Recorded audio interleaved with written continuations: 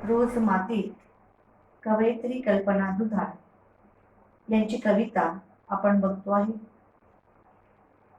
रोज मातीत ही कविता कवयित्रीने सिजरकर म्हणते माती या कविता संग्रहातनं घेतलेली आहे. या कवितेच्या माध्यमातून शेतकरी महिलेचं व्यथा अतिशय मार्मिक शब्दात कवयित्री करताना दिसत आहे. रोज कबाड कष्ट करीत असताना अतिशय मनपूर्वक ते कबाड कष्ट आनंदाने करताना ही स्त्री दिसते आहे. या कडव्यातनं आपण पाहिलं की शेतकरी बरोबर शेतकरी महिला देखील तितकेच आपले कबाड कष्ट त्या शेतीमध्ये करताना दिसते आहे. कारण शेतकरी हा समोर असला तरी त्याच्या पाठोपाठ काम करण्याचं काम देखील या ठिकाणी शेतकरी महिला करीत असते. आणि याच आपण मागच्या कडव्यामधनं जाणून घेतलेलं त्याचंच पुनरावलोकन मी परत करते आहे. सरी वाफ्यात कांद लावते बाई लावते, नाही कांद ग जीव लावते बाई लावते. काळ्या आईला हिरव गोंदते बाई गोंदते. रोज मातीत मी ग नांदते बाई नांदते. मागच्या कडव्यात आपण बघितलेलं की संपूर्ण शेती या ठिकाणी सज्ज करण्याकरिता शेतकरी आधीपासूनच मशागत करीत असतो. त्याला वखरणे नांगरणे अतिशय सज्ज करून ठेवलेल्या या शेतामध्ये वाफ्या तयार करून त्या ठिकाणी कांद्याची लागवड या ठिकाणी शेतकरी महिलेने केलेली आहे. आणि या शेतकरी महिलेने कांदा लावून त्या ठिकाणी जणू काही आपला जीव लावतो. म्हणजे मी जीवाभावाने या ठिकाणी आपल्या आनंदाने स्वकष्टाने अतिशय प्रेमाने या ठिकाणी या कांद्याची लागवड या ठिकाणी ही स्त्री करताना दिसते आहे. शेतकरी आपल्या या काळ्या आईला जणू काही या मातीला आपली आई संबोधत आहे. कारण ज्याप्रमाणे आपली आई अतिशय प्रेमळ अतिशय त्या ठिकाणी आपल्या मुलाला प्रेम करणारी असते, त्याचप्रमाणे या शेतकऱ्याची आई ही त्याची माती आहे. त्याचबरोबर या ठिकाणी हिरवं गोंदणे म्हणजे गोंदते या ज्याप्रमाणे स्त्री आपल्या हातावर आपल्या मुलाचं पतीचं नाव गोंदत असते, आनंदाने गोंदत असते. कारण ते नाव कधीही पुसल्या जात नाही, मिटल्या जात नाही. त्याचप्रमाणे या मातीवर हिरवरूपी गोंधन या ठिकाणी ती शेतकरी स्त्री करताना दिसते आहे. रोज रोज कबाड कष्ट करून या ठिकाणी जणू काही या मातीत राबण्याचं कबाड कष्ट करण्याचं काम ही स्त्री करताना दिसते. आणि नांदणे म्हणजे स्वखुशीने नांदणे या संसारामध्ये ती आनंदाने स्वतः कबाड कष्ट करून स्वतःला त्या ठिकाणी जणू काही आनंदाने कबाड कष्ट करीत आपलं पीक निर्माण करण्याकरिता आपल्या समोरच्या पिढीला ते काही देण्याकरिता ही देखील सज्ज झालेली आहे. या कडव्यातनं आपण आधी जाणून घेतलेलं आता मी तुम्हाला समोरचं जे कडव आहे त्या कडव्याला आपण सुरुवात करूया. फुल सोन्याची चेंडू तोडते बाई तोडते, नाही फुलं ग देह तोडते बाई तोडते. घरादाराला तोरण बांधते बाई बांधते. रोज मातीत मी ग नांदते बाई नांदते. फुल सोन्याची चेंडू तोडते बाई तोडते. या ठिकाणी रोज मातीत कवयित्रीने कल्पना दुधाळ यांनी अतिशय सुंदर कल्पना या ठिकाणी मांडलेली आहे. आपल्याला माहिती आहे की शेतकरी हा अन्नधान्य पिकवत असतो, परंतु जर आपण आजच्या युगानुसार जर विचार केला तर शेतकरी नुसतं अन्नधान्य उगवूनच आपली उपजीविका भागवू शकत नाही. तर या ठिकाणी शेतकऱ्यांनी या जगाशी या युगाशी जर जीवन जगायचं तर याकरिता त्यांनी फुलाची शेती देखील करणं गरजेचं आहे. म्हणून या ठिकाणी शेतकरी हा आता या ठिकाणी फुला झाडांची शेती देखील आपल्याला करताना दिसतो आहे. आणि या कवयित्रींनी सुद्धा, कारण की कवयित्री अतिशय त्या ठिकाणी तिचं जवळचं नातं असल्या कारणानं त्या शेतकऱ्याचं जीवन काय असतं ही ती जाणून आहे. म्हणून या शेतकरी देखील आपल्या अन्नधान्याबरोबरच या ठिकाणी फुलांची देखील शेती करताना दिसतो आहे. मग त्या शेतकऱ्यांनी आपल्या शेतामध्ये या ठिकाणी झाडं लावली आणि ती झाडं म्हणजे झेंडूच्या फुलांची. आपल्याला माहिती आहे की झेंडूचं फुल म्हटलं की शहर भागापासून तर ग्रामीण भागापर्यंत सर्वांनाच हे फूल अगदी परिचयाचं आहे, ओळखीचं आहे. त्याचा रंग, त्याचा सुगंध आणि त्या ठिकाणी असणारं ते झेंडूचं झाड हे सगळ्यांनाच परिचयाचं आहे. अशा या झेंडूच्या फुलाला मिळणारा पिवळा रंग हा देखील आपल्याला तितकाच माहिती आहे. केशरी रंग हा आपल्याला माहिती आहे. पिवळ्या रंगाचा जणू काही रंग हा सोन्याची जणू काही झळाळी देतो. आणि या सोन्याच्या झळाळी, सोनं म्हटलं की आपल्याला माहिती आहे की ही एक मौल्यवान वस्तू आहे. अशा या मौल्यवान वस्तूचं त्या ठिकाणी जणू काही झेंडूच्या फुलाला एक प्रकारे प्रतिमाच दिलेली आहे. कवयित्री म्हणतात की हे सोन्याचं फूल, हे झेंडूचं फूल, या ठिकाणी त्याची असणारी पिवळेपणा, हा पिवळेपणा अतिशय सोन्यासारखा झळाळी देत असतो. असा हे मौलिक फूल या ठिकाणी शेतकऱ्याने जणू काही त्या झाडाच्या माध्यमातून या शेतीमध्ये आपल्या लागवडमध्ये केलेलं आहे. आणि हे झेंडूचं फूल या ठिकाणी ही शेतकरी महिला त्या झाडापासनं हे फूल वेगळे करताना दिसते. तोडते म्हणजे तोडणं, तोडणं म्हणजे वेगळे करणं. कारण आपल्याला माहिती आहे की झेंडूच्या झाडापासनं जर फूल वेगळे केले नाही तर आपण त्याला बाजारपेठेत नेऊ शकणार नाही. मग त्याचं अस्तित्व, त्याचा आकार, त्याचा सुगंध, त्याचं अस्तित्व हे सगळं जर संपूर्ण जगाला माहिती करून द्यायचं असेल तर याकरिता आपल्याला त्या झाडापासनं त्या फुलाला वेगळं करावं लागेल, तोडावं लागेल. आणि हे तोडण्याचं काम जर करत असेल तर ती म्हणजे ही शेतकऱ्याची महिला स्त्री करीत आहे. कारण की त्या झाडापासनं ते फूल तोडणं म्हणजे एखाद्या देहापासनं, अतिशय आपला जे देह आहे या देहापासनं एखादा आपला जीव जर असेल तो जीव तोडणे आहे.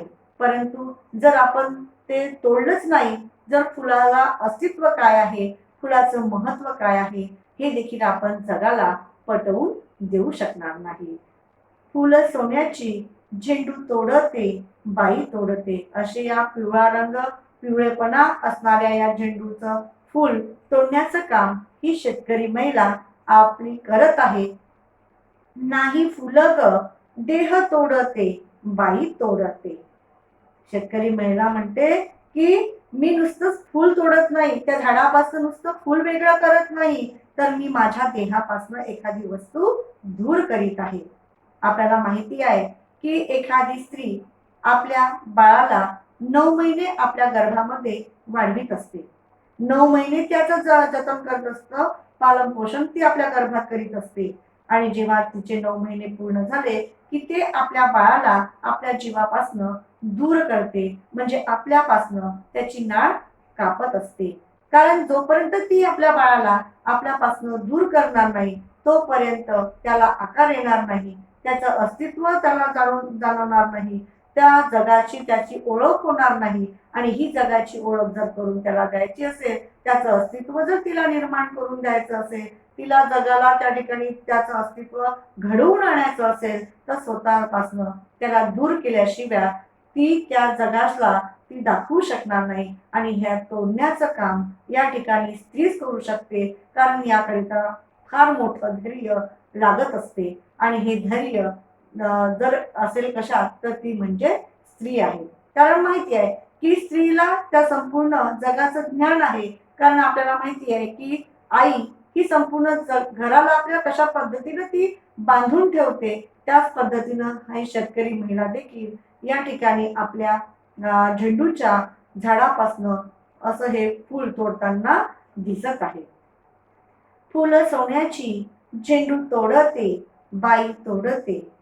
नाही फुलं ग देह तोडते बाई तोडते. अशी ही शेतकरी महिला झेंडूचं पिवळं फूल, सोन्यासारखं असणारं प्रतीक असणारं हे झेंडूचं फूल या ठिकाणी झाडापासनं वेगळं करते. ज्याप्रमाणे एखादं मूल आपली आई आपल्या एखादी स्त्री आपल्यापासून जसं दूर करते किंवा तोडते, त्याप्रमाणे या झाडाचं फूल देखील या ठिकाणी तोडताना ही शेतकरी महिला दिसत आहे. घरादाराला तोरण बांधते बाई बांधते. या ठिकाणी आपल्याला माहिती आहे की घर म्हटलं की स्त्री आली. कारण की घरादाराला घरपण देण्याचं काम जर कोण करत असेल तर ती म्हणजे स्त्री आहे. त्याला सजवणे, त्याला सुशोभित करणे, त्याला त्या ठिकाणी जणू काही सुंदरता प्राप्त करणे, हे सगळं काम जर कोणाचं असेल तर ते म्हणजे घरातल्या स्त्रीच असते. कारण आपल्याला माहिती आहे की ती स्त्री एखाद्या वेळेस तिचं कबाड कष्ट करता करता ती वयोवृद्ध जरी झाली असेल तरी देखील त्या घराला घरपण देण्याचं काम ही स्त्री करीत असते.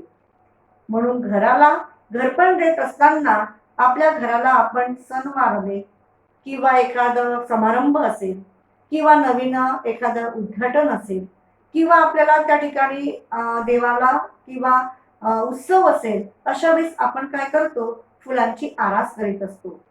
आपण या फुलांबरोबरच आपलं संपूर्ण घर त्या फुलांनी त्या ठिकाणी सुसज्ज आणि सुंदर करून त्या ठिकाणी जणू काही सजविलं असतं. आपण त्या फुलांची जणू काही माळा आपल्या पूर्ण घराला जेव्हा लावतो तेव्हा त्या घराला वेगळेच सुशोभितपणा निर्माण होत असते. सणवार आले, दिवाळी असो, दसरा असो, मग त्या आपल्या घराला आपण बांधतो आंब्याच्या डहाळ्यांची तोरणं. त्या तोरणाबरोबरच आपण काय म्हणतो, फुलांच्या माळांच्या एक एक रांगा. मग अतिशय सुंदर दिसणाऱ्या हिरव्या रंगाबरोबर त्या पिवळ्या रंगाचं असणारं झेंडूंचा फुलांच्या माळा अतिशय सुंदर त्या घराला बनवत असतो आणि ही सुंदरता वाढवण्याचं काम हे तोरण करीत असतं.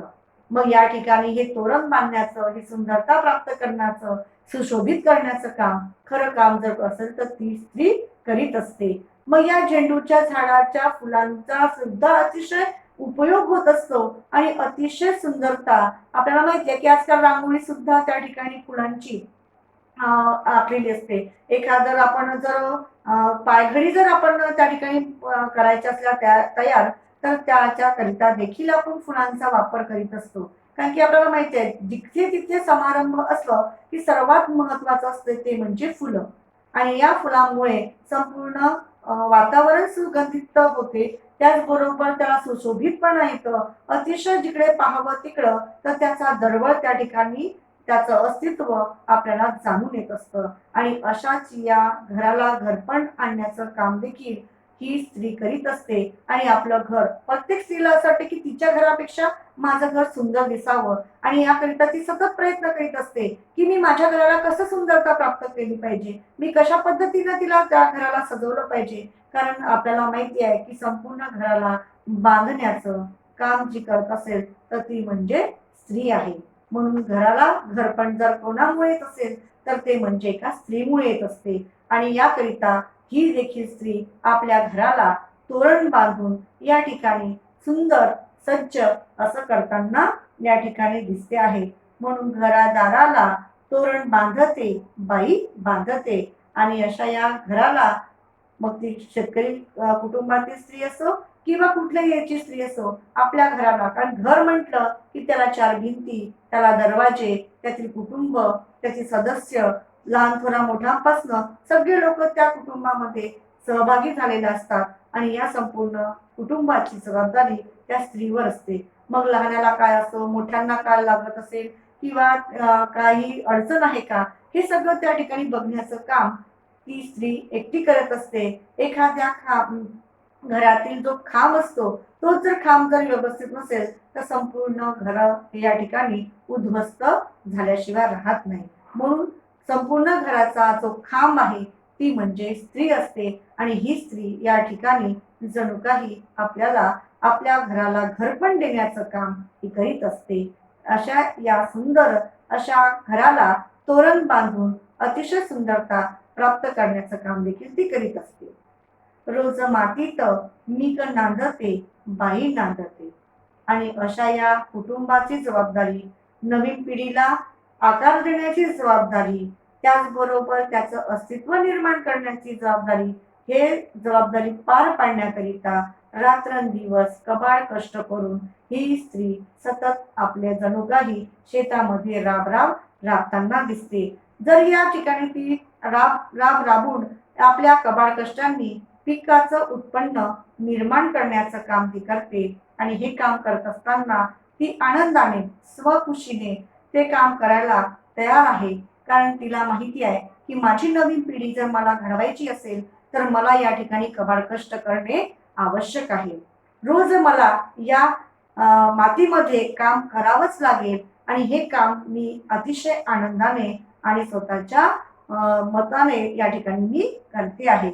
रोज मातीत मी ग नांदते बाई नांदते कवयित्रीने अतिशय सुंदर अशा मौलिक शब्दामध्ये स्त्रीचं अस्तित्व आपल्या घरालाच आपल्या शेताला किती आहे याबद्दलची जाणीव आपल्याला करून दिली आहे की आपलं हे सोन्यासारखं आयुष्य जे आपल्याला मिळालेलं आहे ते सोन्यासारखं आयुष्य एका स्त्रीने दिलेले आहे. कारण आपल्याला झेंडूच्या फुलाला ज्याप्रमाणे सोन्याचं प्रतीकाचं मौल्यवान वस्तूचं त्या ठिकाणी प्रतीक दिल्या गेलेलं आहे त्याचप्रमाणे आपल्या आयुष्य हे सोन्यासारखं आयुष्य आहे आणि हे सोन्यासारखं आयुष्य देण्याचं काम देखील स्त्रीने केलेलं आहे. शेतकरी आपल्याला माहिती आहे की शेतकरी हा राबतो त्याचबरोबर त्याची महिला देखील राबते. घरामध्ये असणारे लहान छोटे मुलं सगळे असले की त्या ठिकाणी शेतामध्ये काम करताना दिसतं. आपल्याला माहितच आहे की आता आपल्याला मृग नक्षत्र आहे, पावसाळा सुरू आहे, जिकडे तिकडे शेतकरी आपल्या शेतामध्ये काम करताना दिसत आहे. प्रत्येक शेतकरी आपल्या शेतीची लागवड करताना दिसत आहे, लावणी करताना दिसत आहे. कारण आता मृग नक्षत्रामुळे त्याच्या घरातली प्रत्येकच व्यक्ती आपल्या लहान थोरांपासून शेतीवर काम करताना दिसते आहे. जेवढा शेतकरी काम करेल त्याच्याच बरोबरीचं काम देखील ही शेतकरी महिला आपल्याला करताना दिसत आहे. अतिशय सुंदर अशा वातावरणामध्ये आपल्याला ही जी या ठिकाणी कविता आपल्याला वाचायला आणि शिकायला मिळत आहे. अतिशय आपल्या या वातावरणाशी अनुषंगाने ही कविता आपल्याला शिकायला मिळत आहे. आणि त्याचप्रमाणे कवयित्री दुधाळ्यांनी देखील अतिशय मार्मिक सोप्या आणि सरळ समजेल अशा शब्दामध्ये ही अष्टपदी गेय कविता आपल्याला सांगण्यात आलेली आहे. अतिशय सुंदर असा शेतकरी महिलेचं त्या ठिकाणी कबाड कष्टाची जाण या कवितेच्या माध्यमातून आपल्याला होताना दिसत आहे. या कडव्याचं पीडीएफ म्हणजे कृतीद्वारे तुम्हाला पुढल्या तासिकेला मी देणार. आपण इथेच थांबूया.